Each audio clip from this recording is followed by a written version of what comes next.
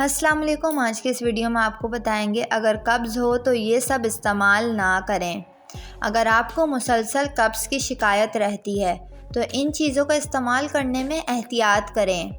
चावल का इस्तेमाल मत करें क्योंकि ये बहुत ज़्यादा देर तक हज़म नहीं होते। दूध का इस्तेमाल कम कर दें क्योंकि इसमें मौजूद प्रोटीन इसकी वजह से आपको मुसलसल कब्ज़ रह सकती है, लेकिन इसकी जगह दही का इस्तेमाल कर सकते हैं।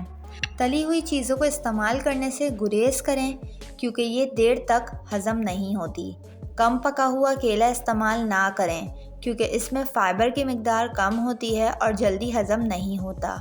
सफ़ेद आटे की रोटी ना खाएं क्योंकि ये देर तक हज़म नहीं होता। हाँ, लेकिन इसकी जगह आप चक्की के आटे की बनी हुई रोटी इस्तेमाल कर सकते हैं। इन चीज़ों का एहतियात करते हुए आप अपनी कब्ज़ को दूर कर सकते हैं और कब्ज़ से निजात पा सकते हैं।